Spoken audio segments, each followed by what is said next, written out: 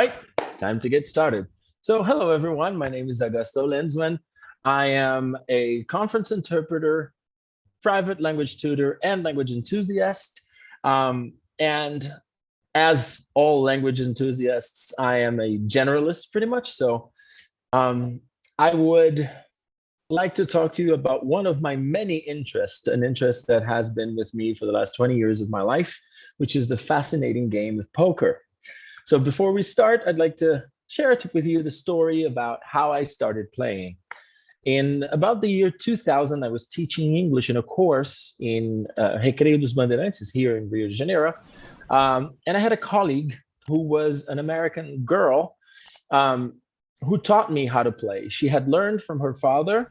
Her father was in the US Army, and he came to Brazil on a consulting job, and he got married here and had a daughter here. And so when she taught me, poker was a very different game. But I started playing around the year 2000. We used to play very frequently with her. And then when I lived in the United States, that was in 2005 and 2006, I actually worked in a casino. And so there was a lot of talk about poker, and it really caught my interest at that time. And I even went to another casino to play tournaments because you couldn't play in the casino where you worked. Anyway, so I'm here to talk to you a little bit more about poker. And this is a talk that is aimed at people who have never played the game, right? So if you haven't played poker, this is a good introduction to the poker history and to the poker variants, the main poker variants that are played today. Okay, let's get started. First, let's talk about the history of poker. Hold on a second, because I'm having technical issues. I should be here. There we go. The history of poker, right? As we are today in the age of internet, where every bit of information is available, but it wasn't always as easy to have access to information like it is today. And so a lot of the history of poker and the first plays that happened, the first games, the poker games that happened, are unknown. So nobody knows for sure how poker started, who created poker, how did it come to be the game that we all love. But there are a few theories that run by, and that some people believe one or the other, or sometimes some people haven't decided which one they believe. One of the theories, or the two main theories, I would say, is that it originated from a Persian game called Asnas, or other people say that it originated from a French game called Poké, right? Poké, I don't know what it means in French, so not sure. Other people even say these are lesser theories, or not as familiar, not as prominent as the others. But there are people who say that it came from Irish poka, which means pocket, or German pochen, which also I believe means pocket. Anyway, nobody knows for sure how poker started, because it was a long time ago and there wasn't a lot of information available, and information didn't spread like it does today. But from a certain point forward in history, it became the staple American game. It became very closely associated with American culture. And I will share with you why that is. So I don't know if you know, but there was a thing during the colonization period of the United States known as the gold rush. The gold rush was a fever, or a gold fever, as we know here in Portuguese, where people would travel desperately up and down the Mississippi River trying to find gold to get rich, right?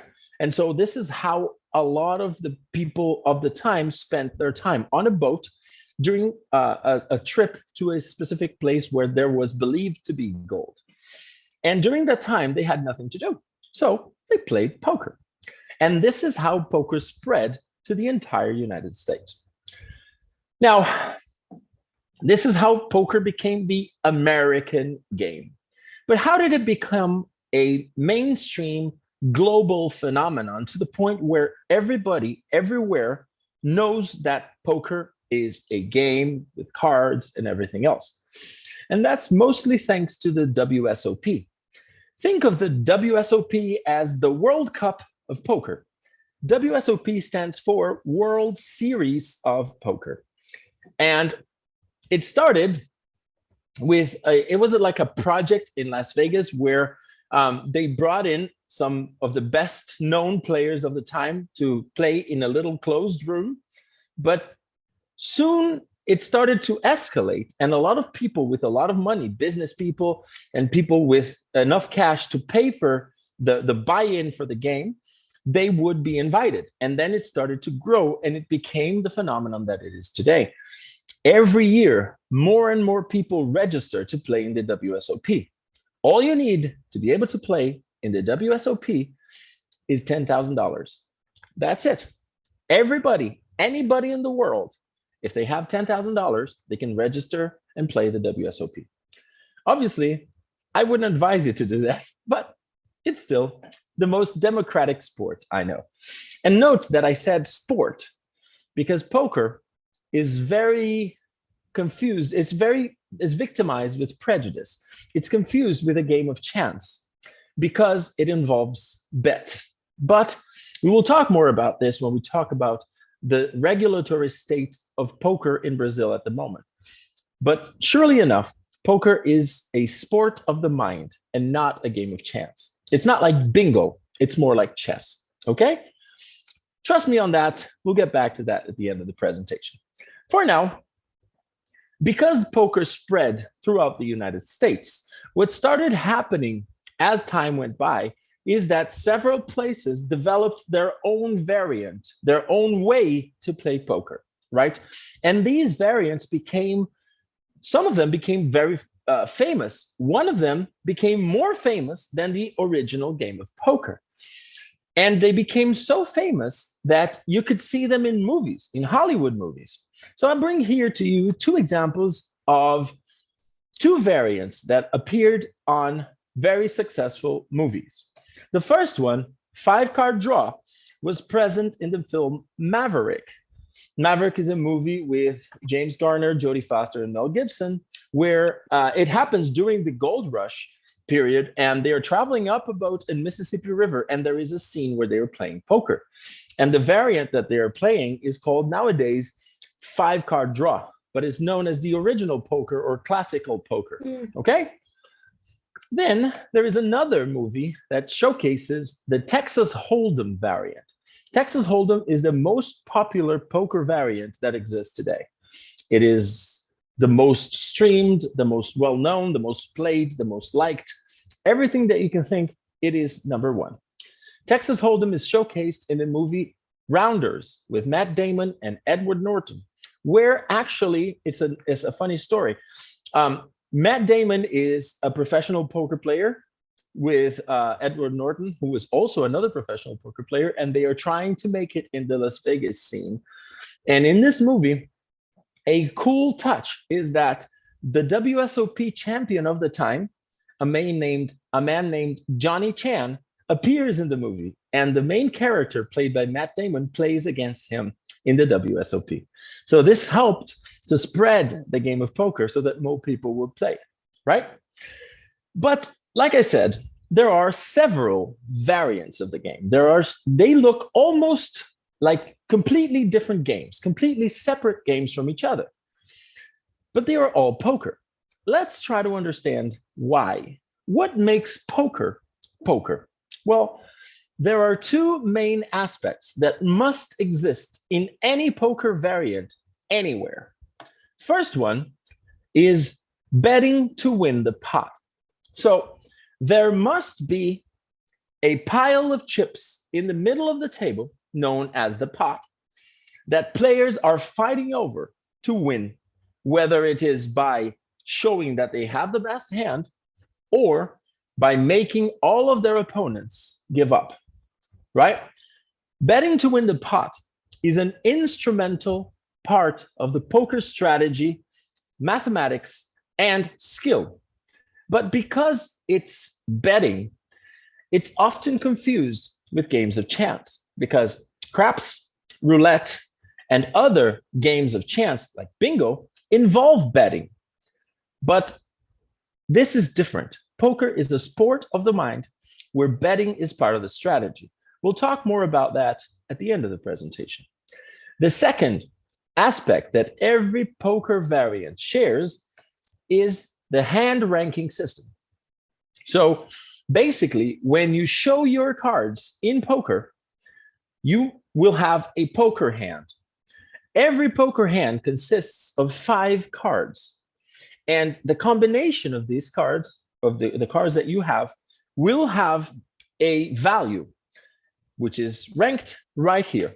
So we will start from the best possible poker hand to the worst possible poker hand, and we will discuss. But there's one thing that I want to say before I even start, which is you must understand that every poker hand has 5 cards. There is no scenario where you don't have 5 cards in a poker hand, okay? Regardless of how you get there, you have to count 5 cards in order to make a poker hand, okay?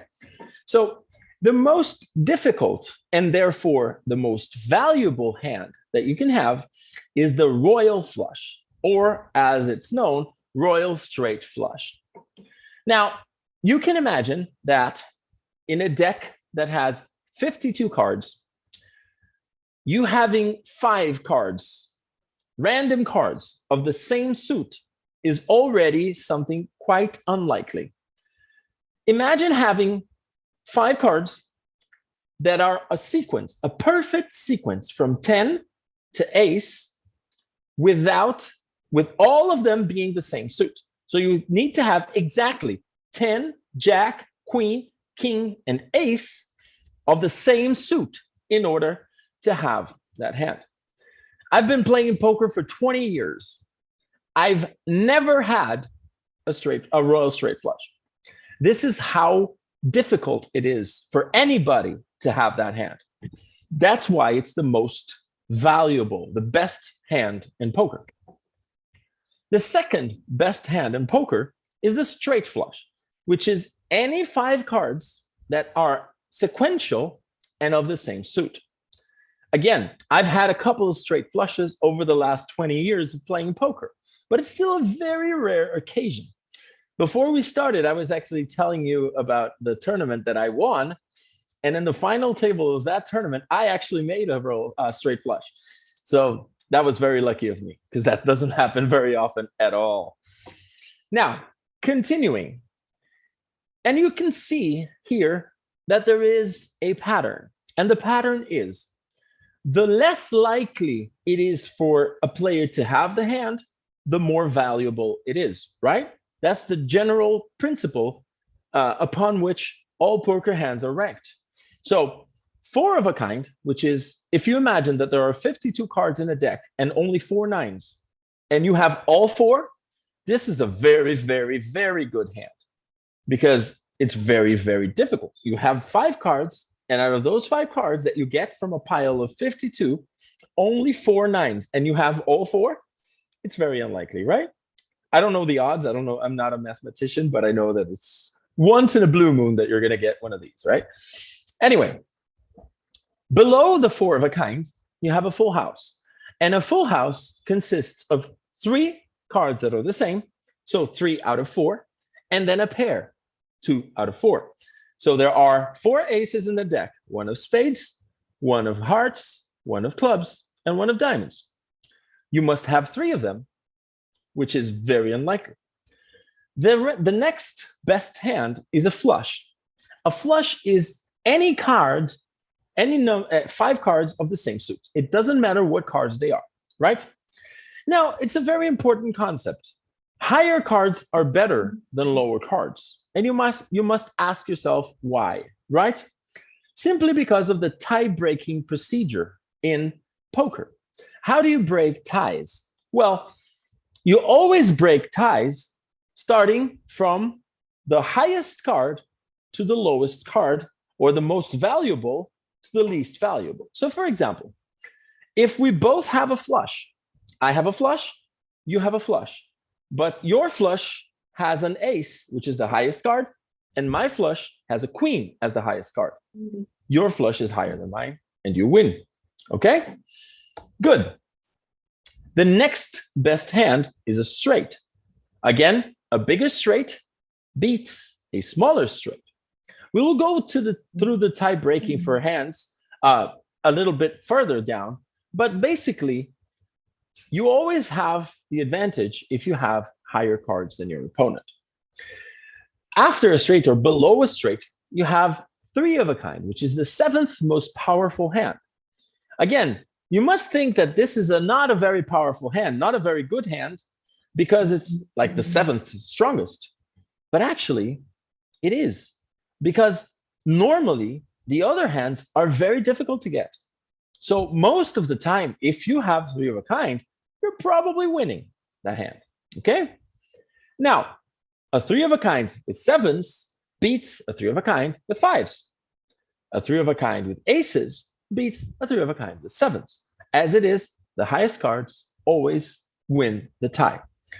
Below three of a kind, we have two pair.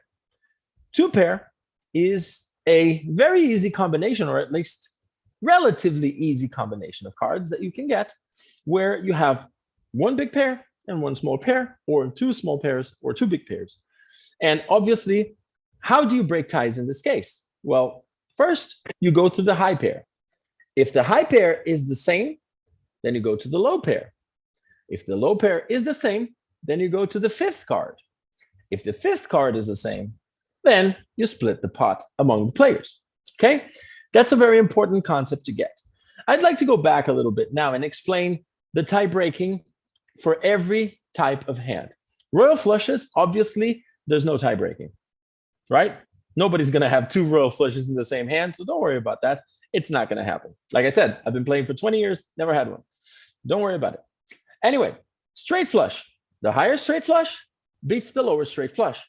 Suits are not valid. So it means like spades and clubs is the same. It doesn't matter. There's no tie breaking by suits, okay?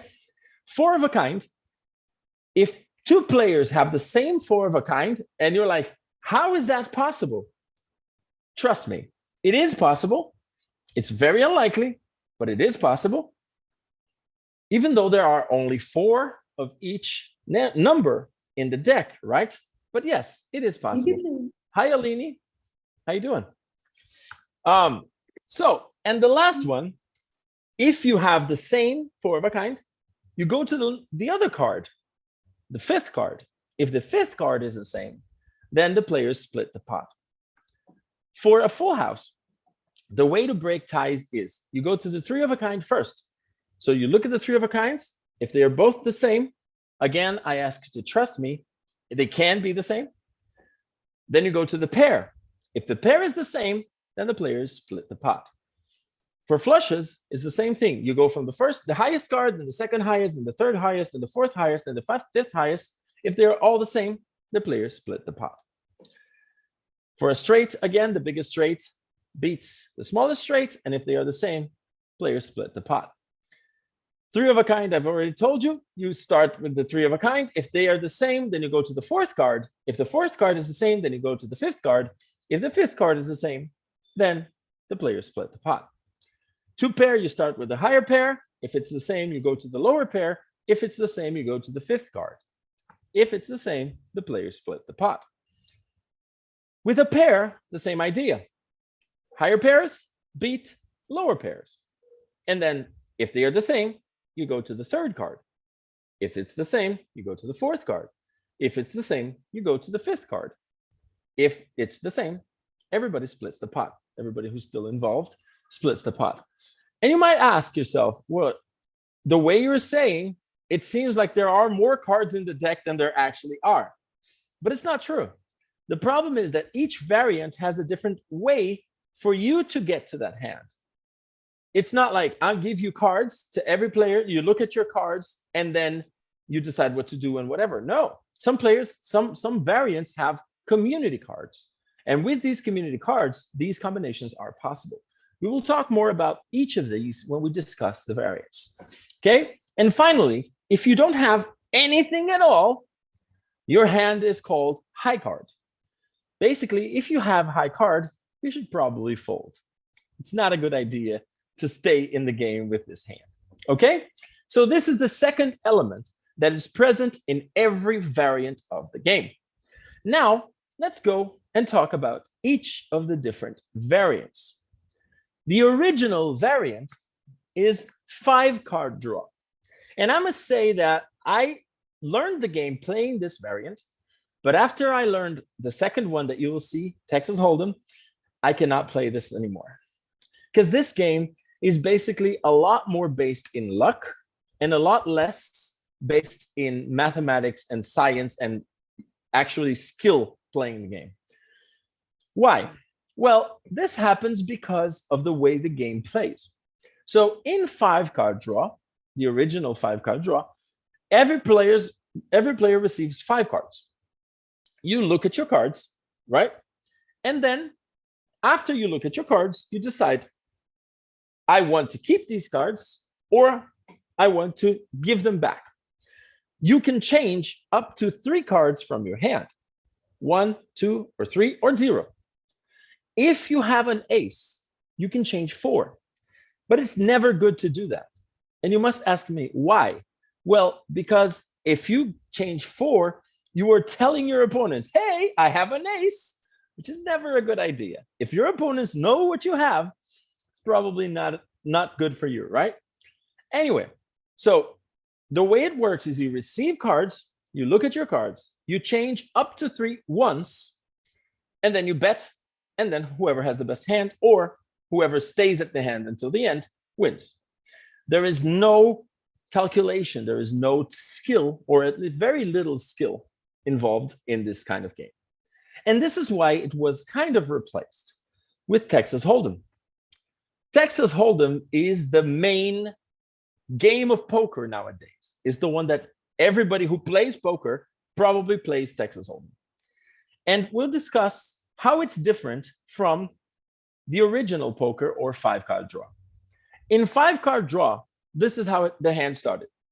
The dealer would give 5 cards to each player. Every player would place a mandatory bet called the ante. Why? Because remember I told you that an instrumental part of poker is that there needs to be a pot that players are fighting over. So the ante is a mandatory bet that everybody makes so that there is a pot in dispute. Now, after the ante, you receive your original cards, you look at your cards, and then there is a round of betting. That's called the pre-draw. So there's the ante, the mandatory bet, everybody puts the ante. They receive the cards, then they look at the cards, then there is a pre-draw betting round. After the betting round is resolved, they change the cards up to 3, as I said. So you can change 1, you can change 2, you can change 3. This is where I would say the little bit of skill that there is in this variant is present in this change of cards. Because, for example, if you are changing 3 cards, you probably have a pair. If you're changing 2 cards, you probably have 3 of a kind. If you're changing only 1 card, you probably have 2 pair, or 4 to a straight, or 4 cards of the same suit, almost completing a flush, and you're looking to get the last card, right?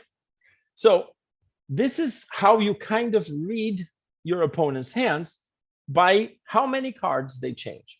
But it's still very little information, so it's not a good source of information. In Texas Hold'em, we have a different situation. In Texas Hold'em, as you can see here, every player only receives 2 cards. But remember I told you, every poker hand has 5 cards. No matter what, every poker hand has 5 cards. So you receive 2 cards. This first round, where every player receives 2 cards, is known as the pre-flop. Pre-flop because the next round is known as the flop, and so pre-flop is because it comes before the flop. Anyway, you can see that there is on the left side, next to Snarkle Bad, like the woman with the starry sunglasses, there is like a blue button. That is the dealer button. The first player after this button is forced to play a mandatory bet. This mandatory bet is known as the small blind. And then the next player has to place twice as much as the first player. So it's the big blind. And this is how you start the hand. Every player that comes after needs to at least call the big blind to continue in the hand. You can get out for free. You can say, no, I don't like my cards, I'm gonna fold. And you don't pay anything unless you are in the blinds, okay? These are known as the blinds, the small blind and the big blind. These are the mandatory bets, right? And this button moves every hand. So one hand is here, the next hand, Big Lebowski is gonna have it, the next hand, Betty Boom is gonna have it, then the flopper, and so on and so forth, okay? Now, after this round, we're going to talk about the betting rounds now, because it's very important to understand how the logic works and what adjustments you need to make. In 5-card draw, like I said, you had the mandatory bet, which is the ante. Then you had a pre-round, a pre-draw round to bet. And then the post-draw, after drawing, you would have another chance to bet. And that's it. That's how it was over. Now, in Texas Hold'em, it's very different. And I suggest you might need to change the layout of your Zooms in order to see the full screen. But I'll show you. You receive 2 cards. Then the dealer will put out 3 community cards. The first 3 community cards come in one go. And this is known as the flop, which is why when you receive your 2 original cards, it's called the pre-flop, right? After the first 3 cards, you have the turn, which is the 4th card, and it comes alone. And then you have another betting round. And then after the betting round is resolved, you have the river. And then another betting round, after which, if there's more than one player still in the hand, they must show their hands to see who wins, okay? Now, in Texas Hold'em, there are 4 betting rounds: pre-flop, flop, turn, and river. And after the river, players need to show their hand and see who wins, okay? That is basically the logic of the game. Now, in Texas Hold'em, how do you make a poker hand? Well, as you saw, let me go back here a little bit, sorry. As you can see here, imagine that, I'm going back to the previous slide. Imagine you have this ace king. You have the ace of hearts and the king of spades, right? And these are the cards that are present. Please ignore the fact that the king of spades is in your hand and it's also here, because obviously there's only one king of spades. But imagine that you have ace and a king. It's not the king of spades, obviously. And this is what you have. This is the flop, the turn, and the river. So the way you build your hand is you make the best 5-card combination out of a total of 7 cards. So for example, you have 5 community cards. These cards belong to everybody, which means everybody has these cards. But you have 2 cards, and each player has 2 cards that the other players don't know. But they can speculate what you have based on what they have and what is on the table. So for example, what is the best possible hand in this scenario with king, 4, 6, jack, king? Well, let's take a look. Each player has 2 cards, right? In order for you to have a straight, you need at least 3 cards to be in a sequence, because you only have 2. So for example, you need 7, 8, 9 if you have jack 10 to make a straight, right? There are no 3 cards in sequence there. There are the 4 and the 6, but you don't have the 5. There is the jack and the king, but you don't have the queen or the ace or the 10. So it's not possible with this flop, turn, and river, with this board, it's not possible for anybody to have a straight. Second, for you to have a flush, you need 3 cards of these community cards to be of the same suit, because you only have 2. So for example, if I have 2 spades, I need 3 of these cards to be spades. There are 2 diamonds, 2 spades, and 1 club. So it's not possible to have a flush in this scenario. So you know that the best possible hand in this case would be 4 kings, a 4 of a kind, right? A straight flush is not possible. A royal flush is not possible. A straight is not possible. A flush is not possible because there are 2 kings, a jack, a 4, and a 6. And there are no 3 cards of the same suit and no 3 sequential cards, or at least 3 cards that would make a straight with 2 cards from your hand. So the best possible hand is 4 kings. If somebody has 2 kings with the other 2 kings here, the best possible hand is 4 kings. But if you have one of the kings, then the other person can't have it. So the best possible hand in this case would be if somebody had 2 jacks. Then they would have a full house with 3 jacks and 2 kings. And basically what you do is you combine the best possible combination of cards. Forgive me for the redundance, but it's true. You make the best 5-card combination of cards with 3 cards from the board and 2 cards of yours, or 4 cards from the boards and 1 card of yours, or even the 5 cards from the board. But honestly, the 5 cards from the board belong to everybody. So if you're playing the board, you're not in a good situation because obviously you're probably losing. The best possible scenario for you is a draw. So it's not a good situation to be in, okay? Now, remember, in Texas Hold'em, you make the best possible 5-card combination using any number of cards from the board or from your hand. So you can use 3 from the board and 2 from your hand, which is great, or 4 from the board and 1 from your hand, or even 5 from the board and 0 from your hand, okay? And that's how you make the combination. And you figure out in that previous slide where you had the hand rankings, you figure out what you have. If I had ace king in this board, I would have 3 kings, the king that I have in my hand, plus these 2 that are here, right? Plus the ace, then the jack, and that's it, because that's 5 cards. So 3 kings, ace, and jack. That would be my hand, okay? And that's for the tie-breaking purposes. So because there are community cards, it is possible for 2 players to have 4 of a kind. Basically, if there are 4 kings on the board, everybody has 4 kings.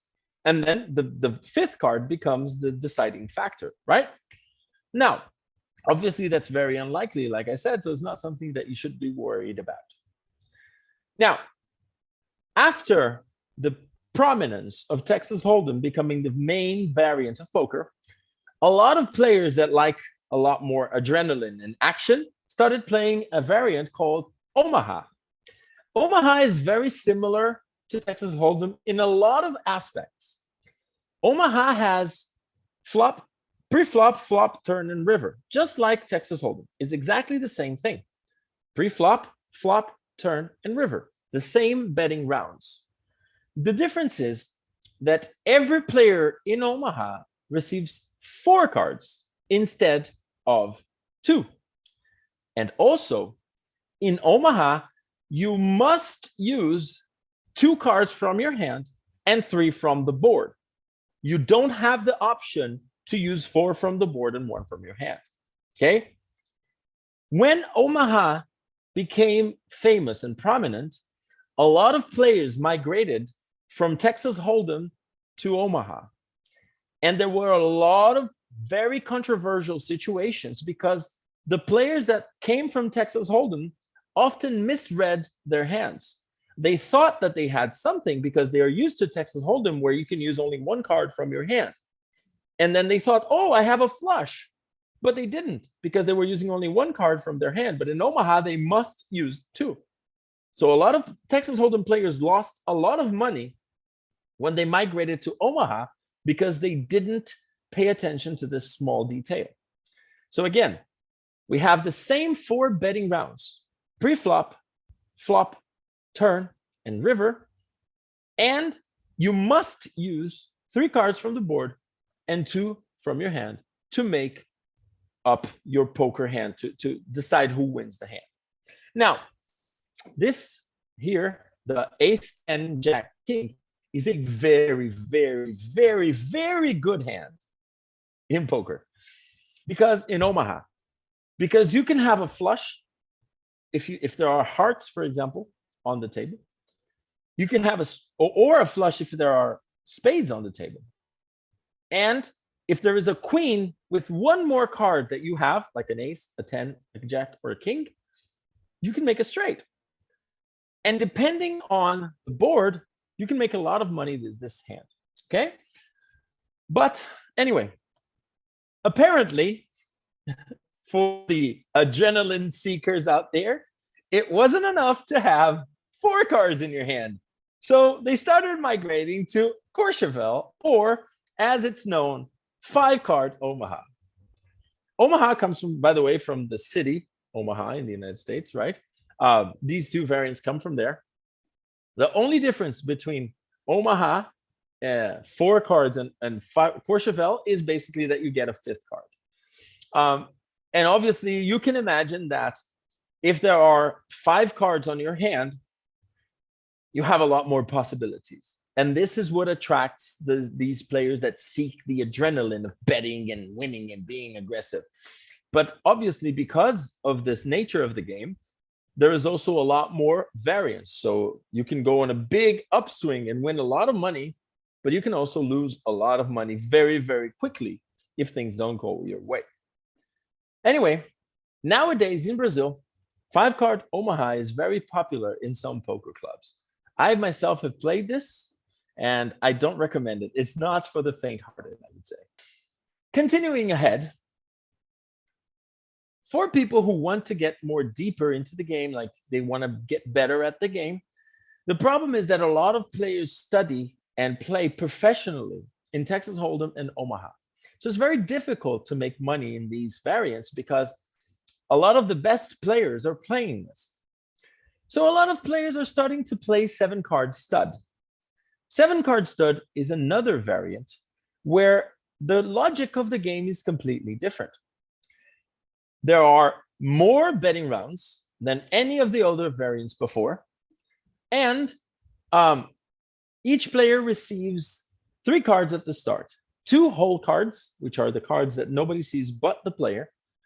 And then the 3rd card is face up. It's known as the door card.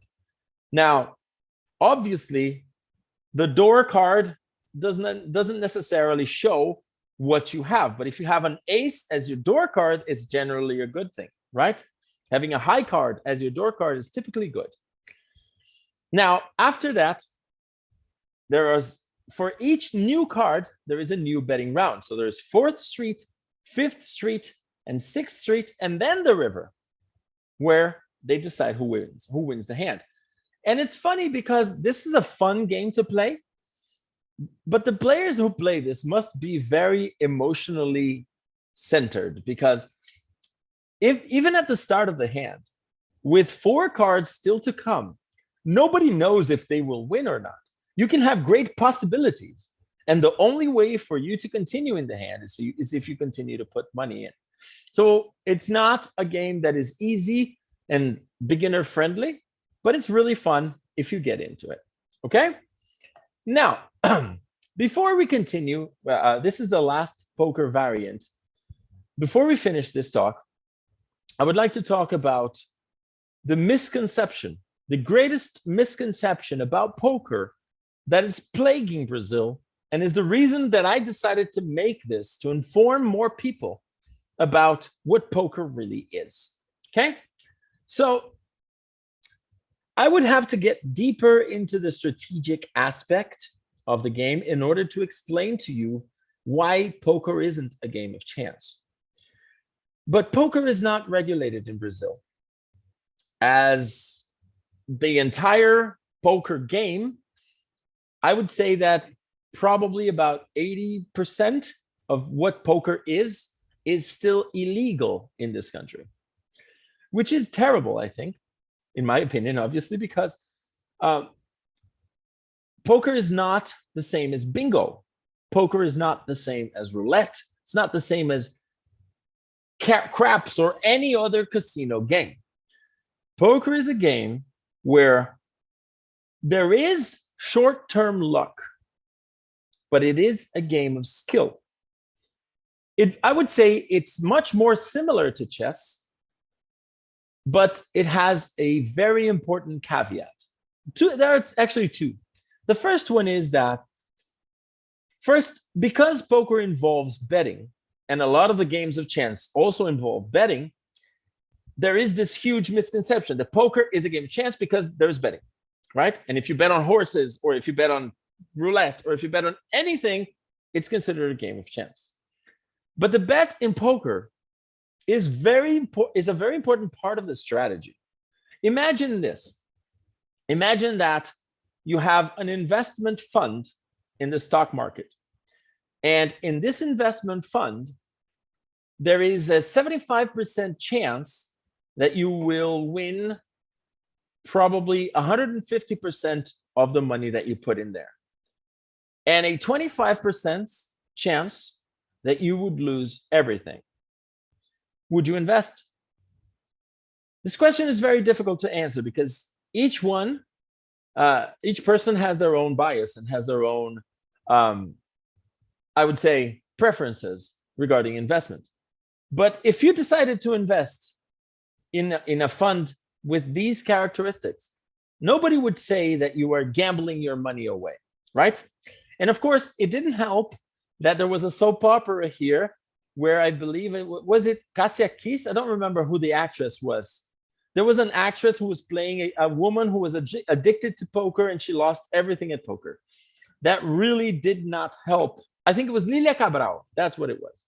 She had a character that was addicted to poker, and she lost her entire house and her money and everything, and she was sick. And I would say there are just as many or even more alcoholics out there, but alcohol is legal. There are a lot of people who like to use marijuana, where in some Gente alcoólica. it's legal. Pessoas usam maconha, por exemplo. Em alguns estados, nos Estados Unidos, isso é legal. It's not that nobody's using it. A diferença de ser legal It's that we're not getting tax money from it. So it doesn't make sense, right? And the second aspect is, the second misconception about poker is also that because there is short-term luck, and it exists, people think that it's luck, that it's associated even more with a game of chance. I would tell you this: if a good poker player plays against a bad poker player, one night, anyone can win. The bad poker player can have a very lucky night and destroy the professional. Absolutely, it is possible. And that's what makes poker fascinating. Much in the same way, a good soccer team can lose to a bad soccer team in any given day, in one match. But if they play 30,000 matches, it's impossible for the bad team to win more than the good team, right? So in the long run, when you look at a large enough universe of games, the good player will always win. And this is why poker, in my opinion, should be regulated in Brazil. And to finish this talk, I would like to recommend, if you liked this talk, if you felt appealing, oh, I like this game, this seems fun, I want to try it out. Good. I live in Rio de Janeiro, so I don't know a lot of poker cities. I know that São Paulo has a lot of them. Like in São Paulo, there are at least 5 or 6 poker clubs that constantly have poker tournaments. In Rio de Janeiro, I know 2. In Barra da Tijuca, actually close to Curicica, there is a poker club called River Texas. You have, I think from Monday to Friday, there are, maybe Saturdays too, I don't remember, there are poker tournaments running there every day. And there's another one in Cinelândia, in downtown, called RPC, Rio Poker Club. You can go to these clubs with, I don't know, 100 reais or something, play, try the game out, and see if you like it. So, that's what it is. However, and this is the last, I promise, because I'm probably over my time now, but one thing that is important to note: poker is still, 80% of poker is still illegal in Brazil, like I said, right? Most things that poker offers are not allowed. But poker tournaments are legal, right? The WSOP, the World Series of Poker, as a tournament, created or generated or sponsored the BSOP. So we have the Brazilian Series of Poker now. Obviously, the Brazilian Series of Poker is like the top of the tournaments in Brazil. But tournaments are legal.